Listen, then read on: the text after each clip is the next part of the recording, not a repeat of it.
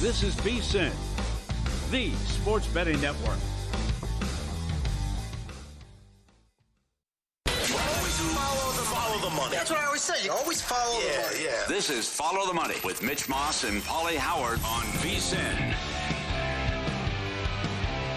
Here we go. Welcome in. It is Follow the Money on VSiN, the sports betting network. Mitch Moss, Paulie Howard with you live in downtown Las Vegas from the Circa Resort and Casino. Big show lined up today. We're going to hit everything. You name it, we're talking about it. Major League Baseball card with props, Stanley Cup final, NBA finals, what happened in the state of Illinois. Derek Stevens on the program a little bit later on. Jensen Lewis on the show as well. Scott Agnes to talk NBA finals coming up in 30 minutes. But we do have to react to the big news in the NBA it broke about an hour and 15 minutes ago. And to me, this is a totally reckless overreaction by one of the biggest organizations in any North American sport, the New York Knicks. This is maybe part of the reason why it had been 25 years since you were in the Eastern Conference Finals and why you failed to win playoff series going back a long, long time. I said yesterday, you asked me if they're going to overreact, and do you concur? I said, they can't. That'd be silly. This is the one thing that they could not do. Yeah. And they did. I hate the decision. If they don't have somebody lined up by like tomorrow and announce them, that even it pushes my reckless thought it accelerates that into warp speed then. What are they doing, Paulie? I would hope that Rose has the game plan. I don't know who the guy's going to be. That's the other thing. I asked a Knick fan, what are they doing? Same question you asked me, and they said being stupid. I can't. First time in 25 years you make the conference finals, and this is the fall guy here? That you thought you were some super team and actually underachieved? I don't know. But the whispers started. We thought he was in trouble with the Pistons series, but they won that series, and then they shocked the Celtics, and then still it wasn't good enough. So what happens now? If that series plays out like the betting numbers suggested, right, and Tatum doesn't get hurt and the Celtics don't blow those 20-point leads and Boston beats the Knicks in 5 or 6 games, is Thibodeau fired then? Or was that, well, we had a really nice season. We'll have year 2 of the trade with Karl Anthony Towns bringing in Bridges. We can maybe, and now, we can get to the Eastern Conference Finals maybe next year, and that's going to be another big step. Or was it that they had home court and they got past the Celtics in 6 games? They had home court to go to the finals, and they lost the first 2 games. They completely blew game 1, and they fell apart, and they eventually, could not even get it back to game 7 at home in that finals there. Is that the reason why? That's totally illogical, man. Just extended him last summer. Yeah. Through 27-28. Fourth most wins by a coach in franchise history. The players have his back. At least what Brunson said and Hart and others tweeted and said after they were eliminated by the Pacers. Certainly he runs guys into the ground and doesn't like to play bench players and will keep the starters in there in blowouts. But the next hire's got to be a good hire, and I know Dolan signed off on this, and this was the decision of Leon Rose, but I'm alone. I don't know. Budenholzer, I think, would be a mistake. This is a shocking move, and I think a bad move. Well, globally speaking, the odds are up already for the next head coach of the Knicks. And, tell me a name here that stands out to you that says... Sure, run him down. Okay. He's a good coach. I know he can wear on you, and they're going to trot out the same crap about needed a new voice stuff. But considering the other trash that's out there, or just regurgitating the same guys... you better be creative and unique here. And I know Malone just won a title, but they got sick of him in Denver. Yep. The short shot on the board, this is at Bovada. Johnny Bryant is plus 240. He is the associate head coach over with the Cavaliers. You're going to go from the Eastern Conference Finals for the first time in 25 years and Tom Thibodeau to Johnny Bryant? I don't think so. Yeah. Okay. Kenny Atkinson is 4-1. Come on, yeah. Kenny Atkinson. Mm-hmm. He's going to leave the Cavaliers? Come on. Oh, my God. Some of these are ridiculous, like Mark Jackson on that list. James Borrego is plus 950. Associate head coach, New Orleans Pelicans. Okay. Mike Budenholzer. If they go from Thibodeau to Mike Budenholzer, just shut it down. Mm-hmm. He's plus 950. Patrick Ewing, same number. Oh, this is comedy. I guess the people at this, the traders of this book had a tough time, or they're trying to be whimsical with this, because they also have Patrick Ewing on the list, Sam Cassell. Mark Jackson is 14-1. Mike D'Antoni is 20-1. Oh, God. Run it back with Jeff Van Gundy, 25-1. Stackhouse is 25-1. Are they going to go to Adrian Griffin, who couldn't even get to the halfway point of the season with the Bucks, 28-1? And then they have some other nonsense on the list as well. Tim Bontemps tweeted this out from ESPN not that long ago. Pretty hard to justify firing a coach who won 4 playoff series in 3 years when the Knicks had won a single playoff series in the prior 22 years. Yeah. I would say so. Well said. And there's another tweet here from... so I was going to say, to add to that, consecutive 50-win seasons for the first time since the 90s. I would hope there's more to the story here or something could come out, but this is... oh, boy. This is from Matt on X at 6 Rings of Steel. Every NBA Coach of the Year from 2018 to 2023 ended up getting fired. If you go all the way back, Dwayne Casey with Toronto, fired. Budenholzer, fired with the Bucks. Nick Nurse, who replaced Dwayne Casey, fired by the Raptors. Thibodeau got the axe today. Monty Williams, fired from Phoenix. And Mike Brown, after Sacramento stunned everybody a couple of years ago, also fired. You don't want to win that award, evidently. Yep. Good tweet. And the other thing is, remember what Finch said after Minnesota was eliminated. Just get ready for next year, too. Because he's right. There's going to be 12, 13 teams in the Western Conference alone that think they can be a top 6, top 5 seed and have a good regular season. And a lot of these teams, the best they're going to do is 42-40. And then what does ownership think? Or the general manager? Whatever it may be. Oh, by the way, from a betting standpoint, odds are up at several books to win next year's NBA championship. The New York Knicks are the second shortest shot on the board behind the Thunder. The Thunder are like in the 2-1 range at DraftKings and at the Westgate. DraftKings has the Knicks 8-1. Westgate has the Knicks 9-1. They're number 2. Entire league. Yeah. And they just got rid of their head coach. Was it his fault they lost to the Pacers? He did some interesting moves. I know Barkley called him out several times. Some of the rotation stuff didn't work and substitution stuff didn't work. I mean, he tried different things as well. But I would say the answer is no. And they got beat by a better team. The question is, was it good enough if they beat the Pacers? I mean, what's the difference? So if they beat the Pacers, he was okay then? And they got swept by the Thunder? Right. How does it be fine? An extra couple wins?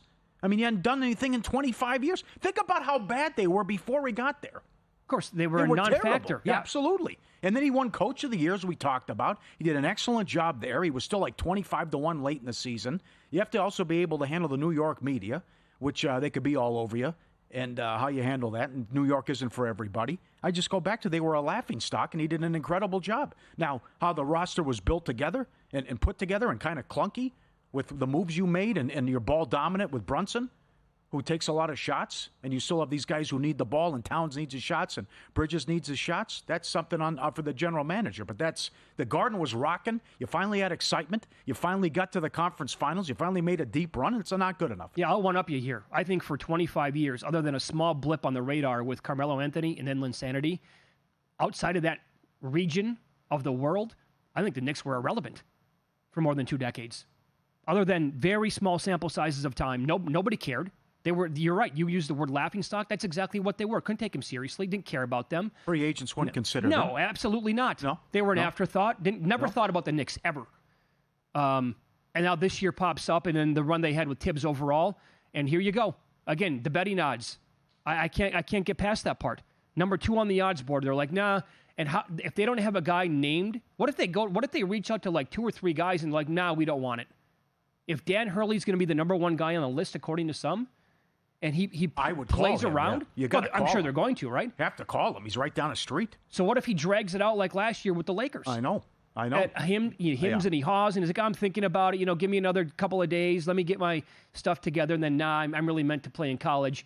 Well, that's a horrible game plan if you're in the Knicks then.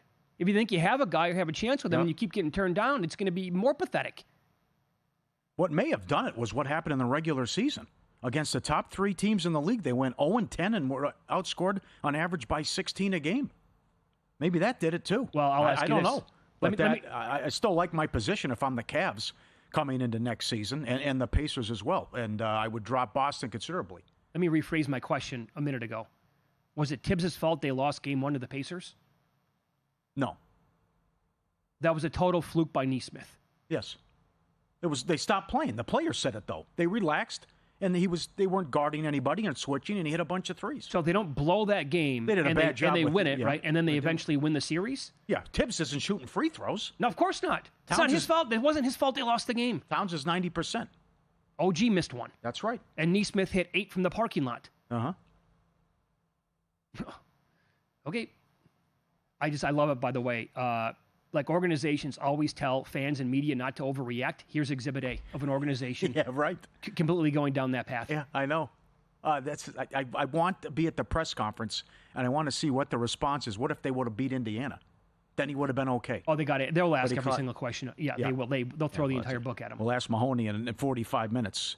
Bet smarter this football season. Become a VSiN Pro subscriber today. Get a full year, $199.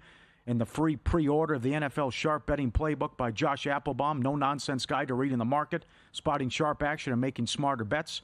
Every pick, every host, every guest. A morning email from Bill 80. The betting splits from DraftKings and Circa. The dog videos as well. And the upcoming NFL betting guide, which drops July 1st. You have a lot down your plate. VSiN.com/subscribe. Code BOOK to sign up. VSiN.com/subscribe. Were you stunned today when you heard the news? No, I wasn't stunned, but it's like... You were at least surprised Well, the mind was made up, though. Come on now. The season ends Saturday. Done. They wait, and then a couple of days later, they fire him. I mean, they knew what they were going to do. I was surprised. I really was. Up next, we'll get into today's Major League Baseball betting card. Look at Paulie Howard betting and recommending the Rockies yesterday. Oh, who could possibly do that? And he wins it. Is he going to go back to the well with them one more time tonight?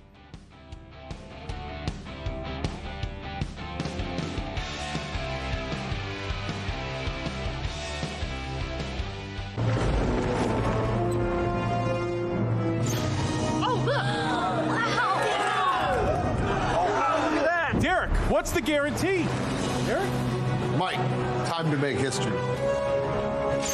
Players in Circa Million make 5 picks against the spread each week with quarterly and full season payouts. Circa Survivor entries choose one team each week with no point spread. The last one standing wins it all. We have $21 million on the line. Are you in? Visit circasports.com for details. So, Paulie, have you had a chance to read the VSiN Daily yet? Yeah. Came in at 3 a.m. What's Bill doing up that late? Well, rumor has it, it starts off with a 12-hour meditation session.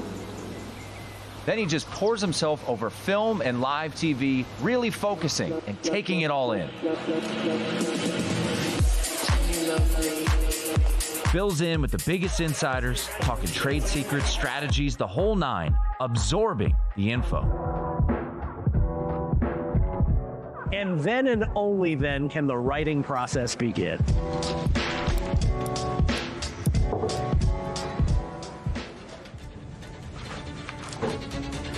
In Las Vegas, Bill's late night becomes your early morning. Wake up to the very latest betting insights in your inbox with the VSiN Daily.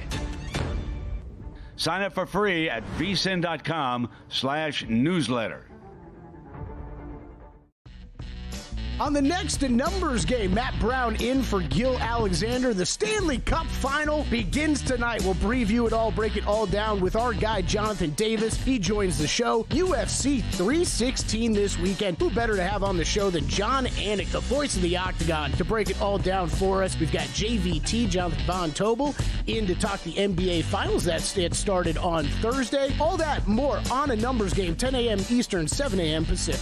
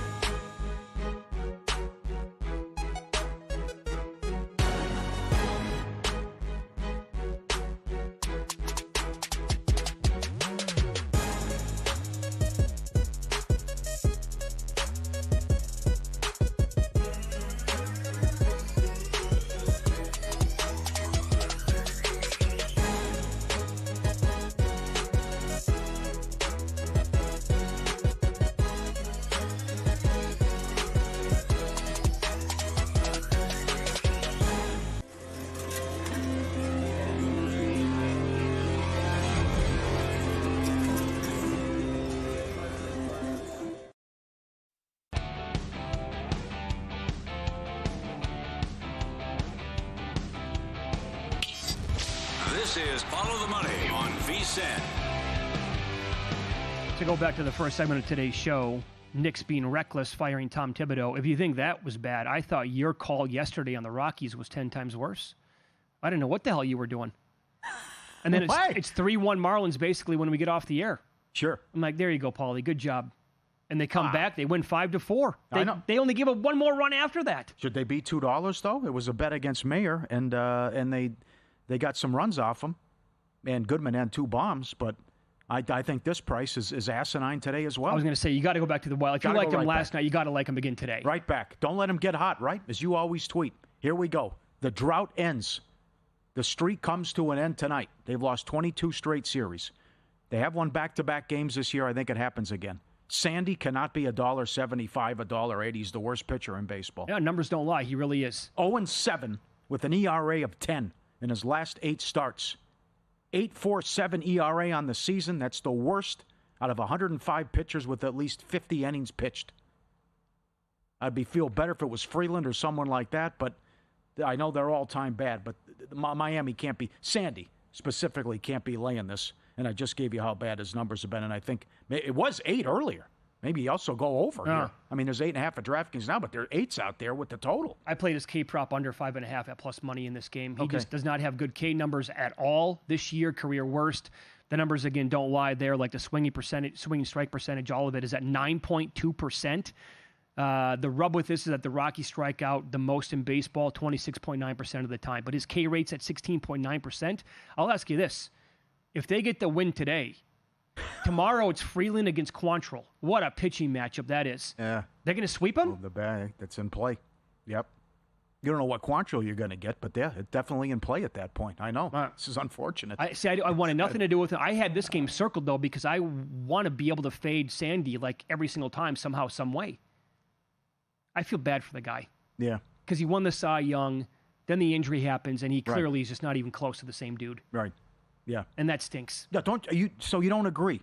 This outfit can't be laying. I don't care who you're playing. They can't be $2 though. Oh, I do agree. Okay. Oh, this number is preposterous in my opinion. Yeah, you got to be lucky though too. I mean, you're right. It's 4-2, and then they got the bases loaded with 1 out, and they don't score, and then Colorado gets the bats going later in the game. But this is as bad as this guy's been. It's Colorado again today, and probably the over. Well, you're running white hot right now.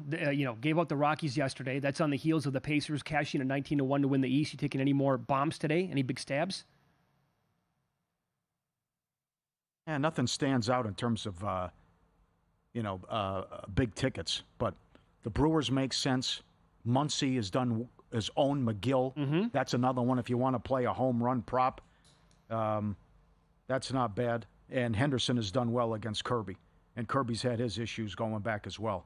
And I wouldn't put you off Yelich to go deep again. Guy's hitting 500 the last 10 games. He's got a couple bombs against Green.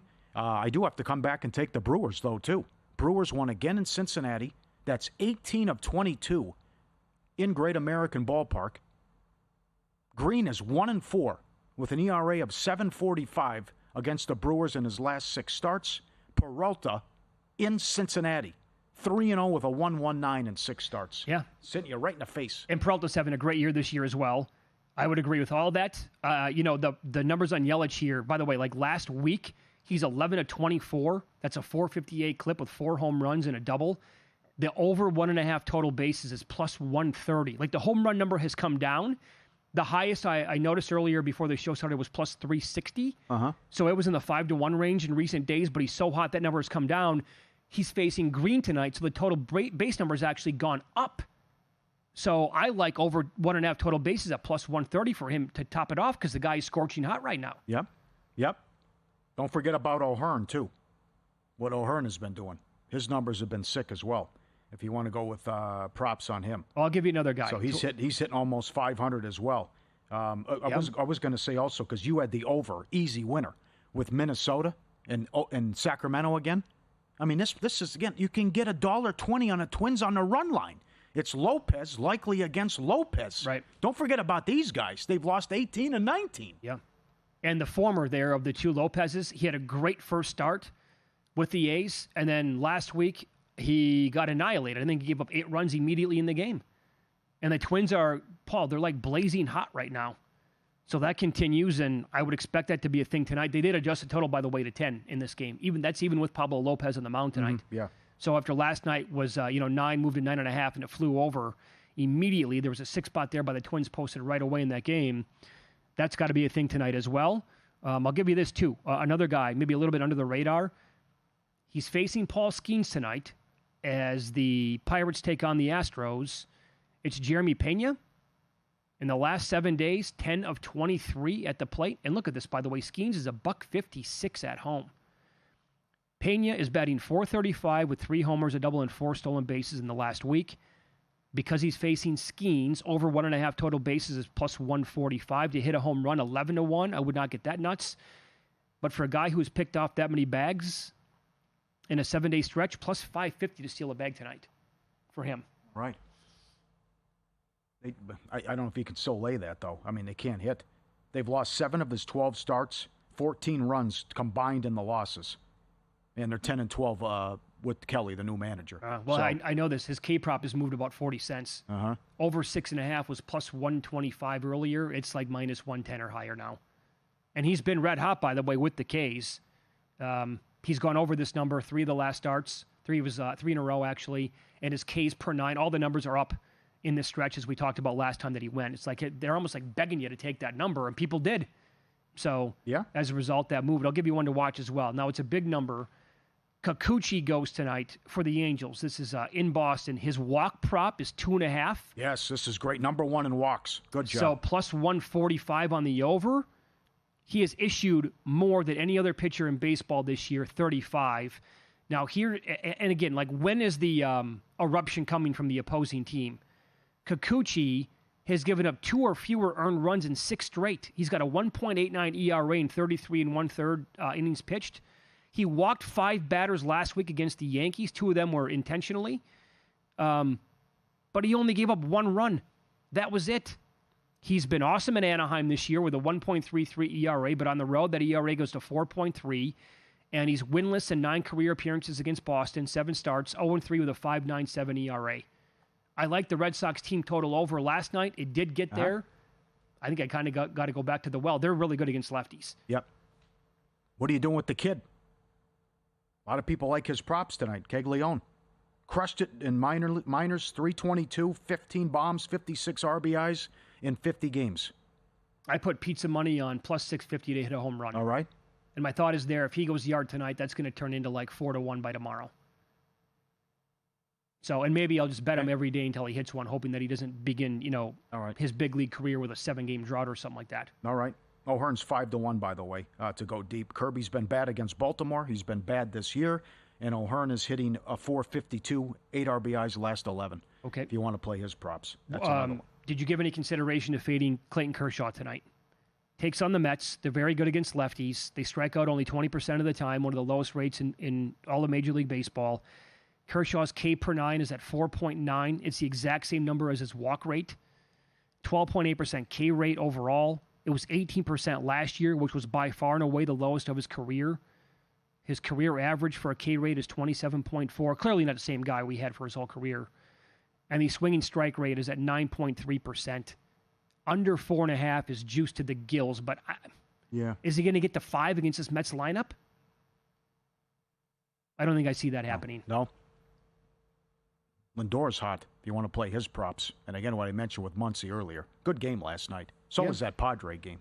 Again, the Giants. What is it? That's 15 in a row now. 4 runs or fewer. Add them to the list. I know. What Goodwin was putting together, our viewer, Follow the Money Army.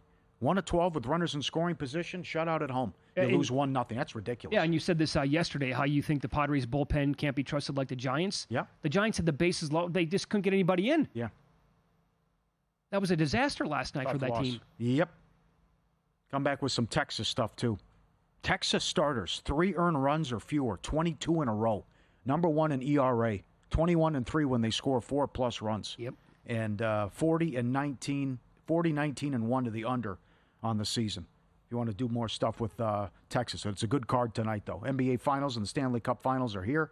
ProfitX peer-to-peer sports exchange available in 40-plus states, the first of its kind in the U.S. You'll make your picks against other groups of fans rather than against books. Exchanges guarantee you the best odds on average by 10 to 20%. You can even request your own odds and download it today with code VSiN. Earn up to $200 in profit cash over your first month.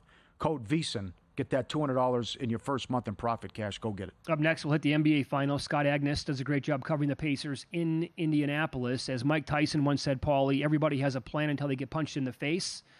Well, I want to know as big dogs here, like, what is the Pacers' plan overall? You can get open threes against the Thunder. Yep. Well documented, right? Yep. Corner threes, too. Sure. Yep. Is the plan to go bombs away? Are they going to go faster than even normal? We'll ask them coming up on Follow the Money. It's VSiN, the Sports Betting Network.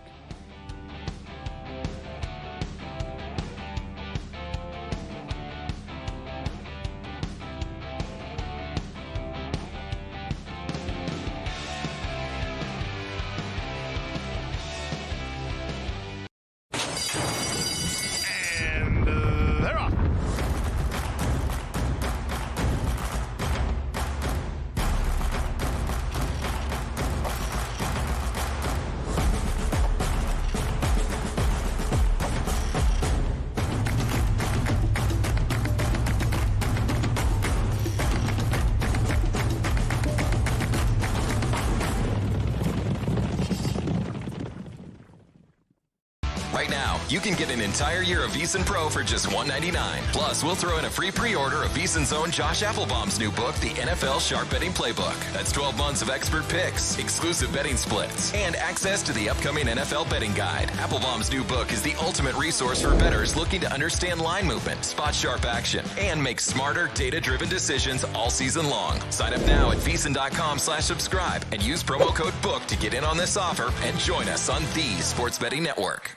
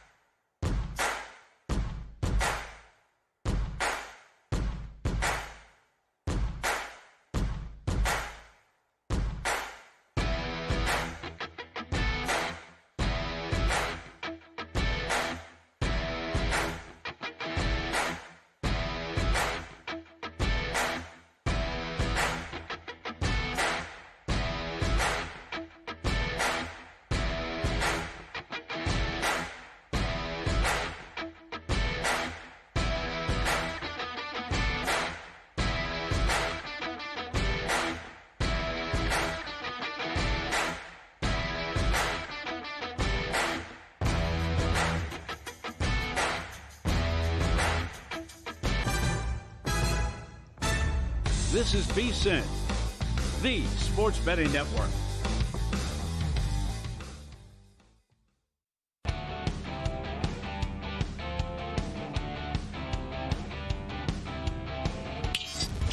This is Follow the Money on VSiN.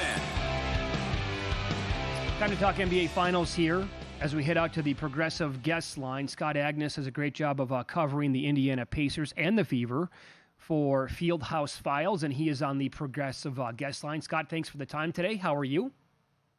I'm doing well. Looking forward to game one coming up in a couple days here. Yep, same here. Let's talk about this from a betting standpoint to begin with quickly.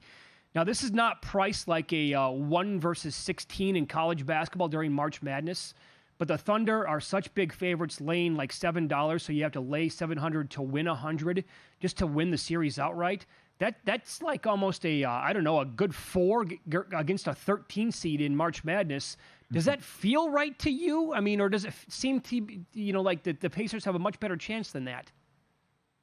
I think on the court, the Pacers have a better chance with that. But in terms of the odds, I'm not surprised. This was the dominant team all season. This is a team that went 29-1 against teams in the East. They beat the Pacers in one of their 2 meetings by 20-plus points. They have an outstanding defense. They begin it at home. And on top of that, the public doesn't know a ton about both these teams. Or do they know? Shai Gilgeous-Alexander is on one of them. And so, of course, it's going to that way pretty heavily. Do you think they're going to get beat up on the glass?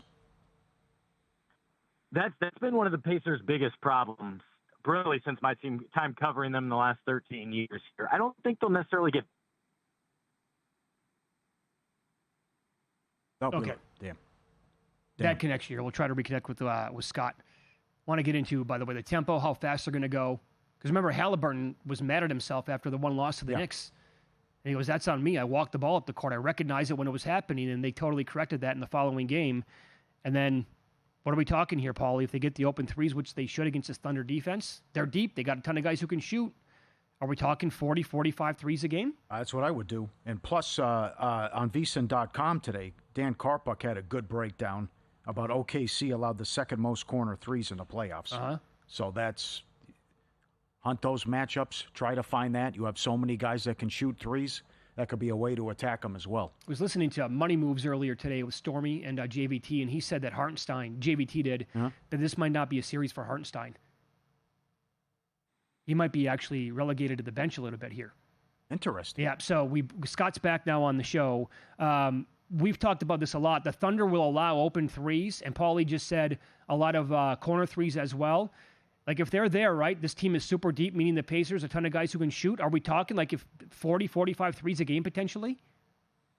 Not for the Pacers, no. I'd be surprised if they got that high. I'd actually like to see them attempt more three-pointers, guys. They've been pushing like maybe 30 per game. I'd like to see that number 35. So I would be stunned if they got into the 40s. But you raised a good point. The Thunder give up a ton of corner threes, and no team shoots better from the corner in threes than the Pacers. So that's definitely something to watch. And as I heard jumping back on here, I agree with Hartenstein. I'll be curious with him and Chet Holmgren. To me, if you ignore the stars, to me, Miles Turner and what happens on the interior is one of the biggest questions I have heading into this series. Yeah. Good. Yeah. How do you think Carlisle's going to play it? Because Toppin had some big games and some big minutes, and how long will he trust Turner? I think quite a while, for sure. He's not afraid to pull the leash and go with a smaller lineup like an Obi Toppin at the 4, Siakam even at the 5. But I think the advantage could be Pacers here, especially the way Miles can shoot the ball, how he can do a pick and pop with Halliburton, especially as Lou Dort and Thunder are going to be all over Halliburton. I'm very curious to see what he's able to produce offensively, because that's the number one thing the Thunder are going to try to take away. What about in terms of tempo overall? In Indiana now for a couple of years, obviously they go very fast. They're one of the fastest teams in the league. And I referenced that point after Game 3 when Halliburton told the media after they lost to the Knicks, he's like, "Yeah, you know what? I recognize I was walking the ball up the court in that game. I can't do that anymore. We got to push it." And in Game 4, I thought they set the tone immediately, because after a Knicks bucket, they came back down and scored. They retaliated like right away in the opening seconds to score within like 4 seconds. And okay, they're setting the tone here tonight. Are they going to go warp speed pretty much the entire time? That'd be their hope. But here's the interesting thing in all this is the Thunder have a better pace in this postseason, and they also have scored more fast break points than the Pacers. in this postseason. That's one of the great similarities I see between these two teams, in addition to the makeup of the team, how so many of these guys were maybe counted out in their previous situation, traded away and acquired here by their respective teams. But from a pace standpoint and endurance standpoint, I think they're similarly matched. OKC's been taking it away from everyone and forcing turnovers all year long. Well, you think that'll continue, or the Pacers are so good with the ball and Halliburton that they'll take care of it? I think it all depends on how much trouble they're able to give Halliburton. He had a couple games with no turnovers against New York. He also had one game where he had 4 turnovers and just was taken out of his rhythm and uncomfortable all game long. During the regular season, he had just average success. He led them in scoring in one of the games when they lost by 20. His high was 18 points, and that led the team. And so this is such a disruptive defense that I think turnovers won't be a major factor in most of the games just because of how well the Pacers take care of the ball. It's one of their pillars. They have a great home court advantage. Is it encouraging for you and the fan base that OKC has struggled away from home? Yeah, I think that's the one thing if you're the Pacers you got to lean into, right? Because they've been dominant at home, OKC has. So you have to realize, hey, if we could just get game one, that's the one I've been thinking about here, right? Like maybe I don't technically completely believe in it, but especially back in the day with Peyton Manning and the Colts here, you'd always have that end of the year debate. Is it rest versus rust? Mm-hmm. Well, the Thunder have been off for more than a week now heading into this. The Pacers, little less time. They have, a little bit more of basketball they've played over the last couple of days. If they could get game one, come back to Indianapolis with that crowd that you alluded to there, then I think that sets them up for success in this series. It'll be tough if they drop both of the first 2 games, then really feel the pressure and some urgency as they return home. Mm-hmm. Do you see a big spot here or big opportunity for one of the others here on the Pacers? Like Mathurin against the Knicks struggled to open up the series, but he came on like gangbusters late. Is there a player here, like maybe on the bench, that you can see like having a really big series? Yeah, T.J. McConnell always mixes things up. I could see him having a couple games of 10-plus points, but I think the most favorable thought here would be Pascal Siakam. He has the most experience of anyone on this Pacers roster. He's won a G League title, G League MVP, NBA MVP, championship with the Toronto Raptors. I know it makes a lot of sense given he's one of the stars, but if I'm looking for a safe, favorable move, I think it would be Siakam's contributions. He scored 30-plus points in 3 of the 6 wins against New York. How close to 100% is Nesmith, you think, entering the finals? Yeah, I think probably you're pushing 85, 90%. I was told he was feeling very well, almost back to normal heading into Game 6. Now, Game 5 was a little bit different, and he was out of his routine. It was a game that was on the road as well. But I think you're cautiously optimistic about what he's able to do for the duration of the series. And he's going to have to play a big factor. He's their best defender generally and will probably get the first crack at SGA. Were you surprised Siakam won Eastern Conference Finals MVP? I was not. I didn't have a vote, but if I did, that would have been mine as well, given what I alluded to earlier with his contributions, both in terms of points, but also throughout this series and his mentorship and what he's the guy you can always count on. And maybe I'm a little biased because I've been watching him all season, and all season long the thought was, man, where would this team be without Pascal? Especially the first 2 months of the season when numerous players were injured, including 3 starters. They were starting a G League 2-way player as their point guard in a game there in November. Siakam was the safe choice and the right choice in my mind, even though I would have understood if Halliburton, the face, the star of the team, would have been awarded it too. Scott, you also cover the Fever there as well. It's a very small sample size since the injury happened to Caitlin Clark. It has not gone well, to say the least, for that team without her. Is now the time to bet her to win the MVP? I guess if you want to risk some money there, I don't think so. I think she's probably still a year away from doing something like that. On top of that, you brought in 6 new players. So as much as we should emphasize the continuity, familiarity, comfort with the Pacers, it's the opposite for the Fever. They're still figuring out each other. Caitlin trying to understand how to play with those teammates. And remember, she was sidelined for about a week of training camp, missed the first preseason game with like a bone bruise in her left leg as well. And so she hasn't been 100% at all this season. And they also have several other injuries, which will impact the win-loss record. Therefore, I think it impacts her chance to win MVP. Very good. Scott Agnes, our guest here, he covers the Pacers and the Fever for Fieldhouse Files. You can follow him on X. He is at Scott Agnes, AGNESS, and he was on the Progressive Guest Line. Pleasure talking to you today, Scott. Thanks for the time. We appreciate that. You bet. Thanks, guys. Thank you. We hit the road next week. June 12th through the 14th, live from Rocco's, the home of the Jell-O Shot Challenge, College World Series in Omaha. Catch Money Moves and us live from Omaha. Special Saturday show, 9 to 12 in the morning, local time, bringing the sights, sounds, and best bets from the tournament, U.S. Open, NBA Finals, Stanley Cup Finals. If you're in the neighborhood, stop by, say hello. Rocco's, the home of the Jell-O Shot Challenge for the College World Series, the 12th through the 14th in Omaha. We were kind of close to getting maybe like a Little Rock against Coastal Carolina. Only the max number is 3 SEC teams that can make it. Unbelievable What weekend. happened? Strength of schedule. Sankey, what happened, buddy? Win some, lose some is up next. I wonder if anybody bet this last night because it was 100-1. Paulie with the details coming up.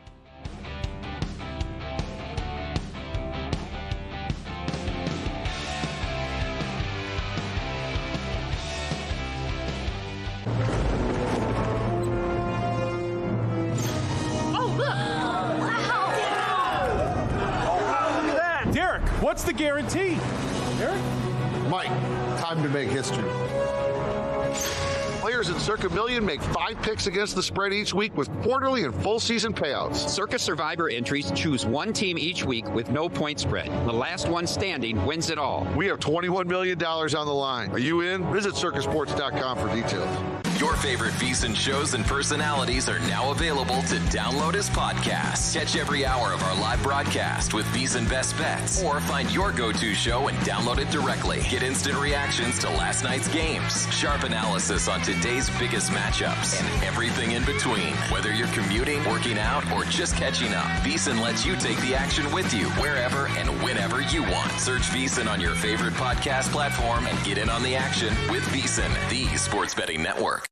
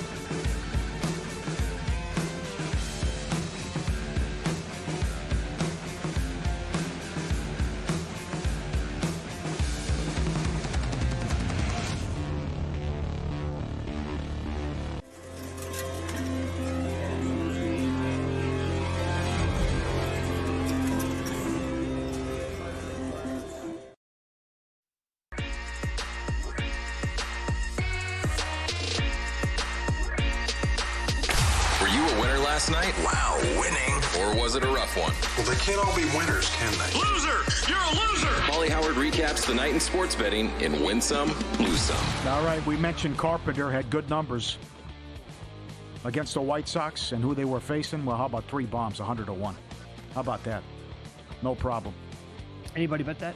I can't imagine. I mean, honestly, would that even, if you saw that on your phone when you were looking, would you say, I'll take some of that? Yeah, right. 100-1, I would not even consider. I know a couple people who bet home run, but that's, 100-1's light, too. It has to be. Hit 3? Yeah. I mean, that's Goodman, 2 bombs, 40-1. Lindor, first home run of the Mets game, 9-1. Home run, 4-1. The Mets have won 27 games in a row that he's hit a home run in, going back to last year. We talked about it's the second best run in the divisional era for home teams yesterday, and road teams went 7-0 yesterday. How about that? Yeah. Best since 2013 in a night. 7-0. Tigers, $2 up to $2.50, no problem. Rockies plus 165. College World Series, getting close. College baseball, North Carolina, 230 up to 280. Tennessee, 260 up to 310. And Murray State, plus 270. They're in the Super Regional. What were they? I'll have more numbers when you're done. Got here. that? You Yes. got it? Yep. Oh, man. You're right about it. And with Little Rock had the lead. Subscribe, be part of the team, VSiN.com, our radio and podcast friends. Send in these videos. We'll put you on. A couple lose some here. This is a tough beat that the dog, you can't have both, buddy. He's got the toy in his mouth, and then the human's giving him the nugget, and he's trying to have both. And he can't. You're not going to be able to do it. You have to spit out the toy if you want the nugget. You can't get it. You can't. Come on, buddy. It's all right. We love you, though. But you can't have the toy. Okay, finally. He spit the toy out to get the nugget. Is it a toy can of or a bottle of Tabasco, too? It's hot sauce, yeah. Oh, good call. Yeah. It's a good call. Yeah, right. They make it's creative, the stuff they have. I got Jordan like the Starbucks one that they sell, and he likes that toy as well. This dog is terrified, and I don't blame him. King Kong comes. He's watching King Kong on the big screen. And then when he's got the toy in his mouth, and then when King Kong appears, he starts freaking out. And he wants to protect the gal there on screen as he keeps looking. This is as the human is filming the back and forth. Now he coming up trying to save the day. Doesn't know what to make of it. Do your dogs freak out when there's anything on television? My dog Dexter used to, yeah. Any other dog? He would go nuts. He's the only one. Really? Mm-hmm. Yeah. No, like weird movements, whatever, like weird animals, yeah. Yeah. Remember the one we showed where Darth Vader came on the screen? Oh, the dog was hiding behind the couch. Yeah. Yeah. This guy wants a piece of King Kong. That's excellent. We love puppies. We love all dogs. These French bulldog puppies here. These guys, you won't believe the end. He's trying to get the sleeping position here and get comfortable with all his brothers and sisters. And there's like 5 of them, and they're all sitting down in this little bed here, and the little fella, and he can't get the right spot. But where's he going to go? And I can't get in the middle. And if I want to go on the side, and now I go on the corner, and then my face up against the wall, I rest my head on the other guy's face. But the final resting position is the shocker about where he decides to wind up after all this. He's on top of one guy. He's on top of another. He gets on the side. He's got the head up on against the wall. And then it's the damnedest thing. And then finally how he decides to close it.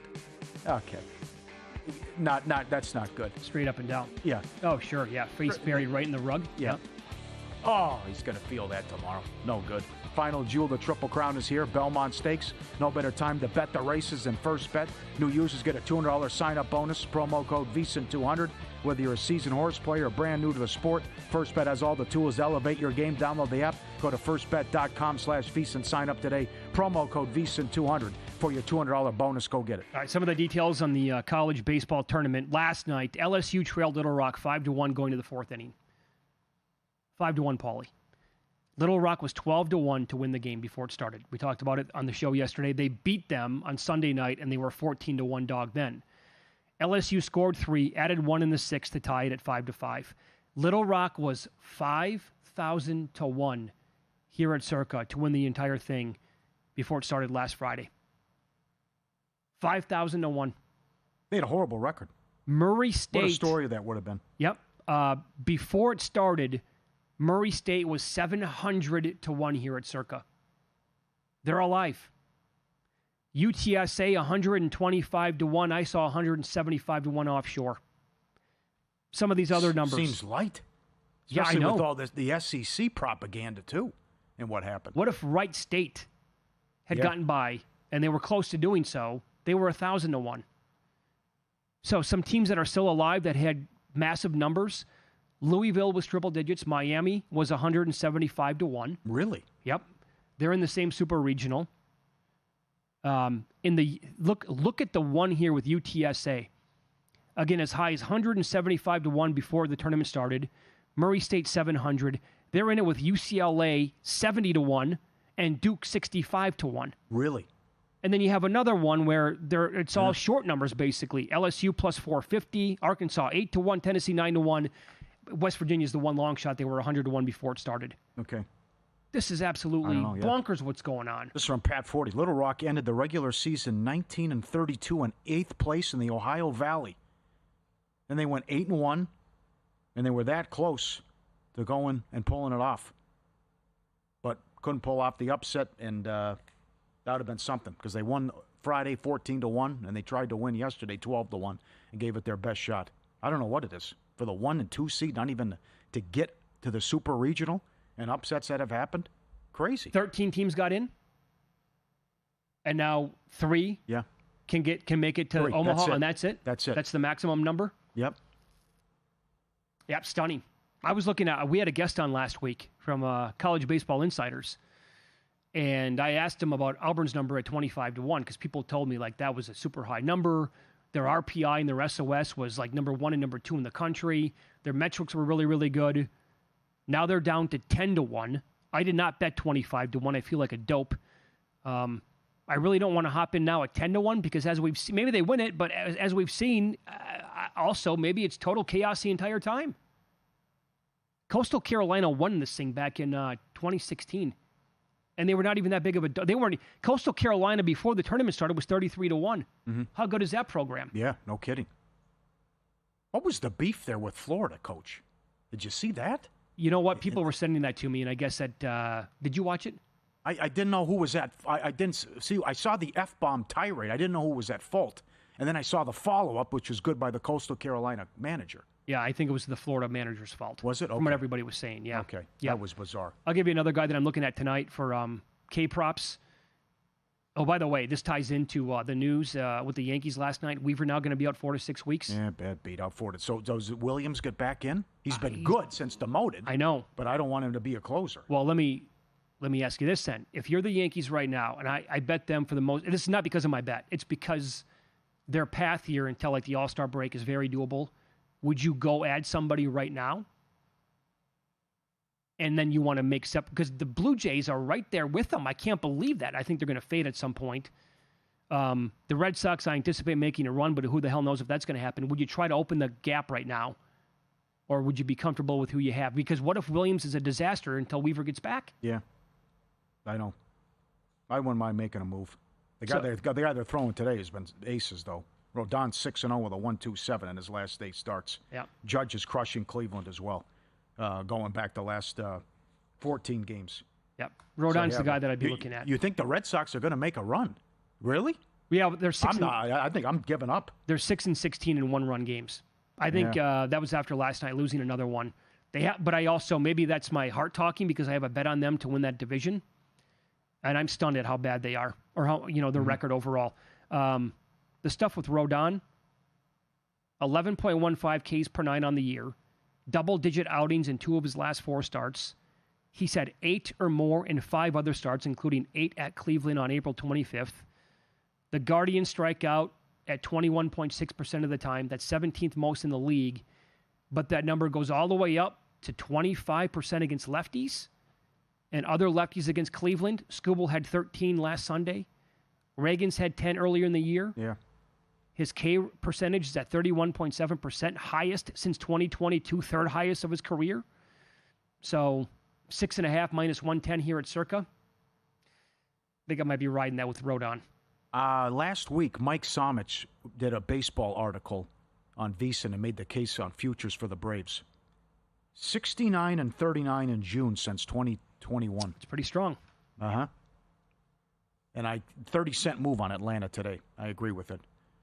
Jeff Passan said maybe Zach Gallen could be on the move. I don't know if I want him. He's been terrible. I know. Something may be wrong there. Strider was $1.30 this morning. Now that Atlanta's up to $1.65 at DraftKings. Up next, Brian Mahoney covers the Knicks and the NBA for the Associated Press. We'll get into the news today with the Knicks firing Tom Thibodeau as the head coach. Who are they targeting? Like, who's the guy? Who's the next guy up for the Knicks? We'll ask him coming up on Follow the Money. It's VSiN, the Sports Betting Network.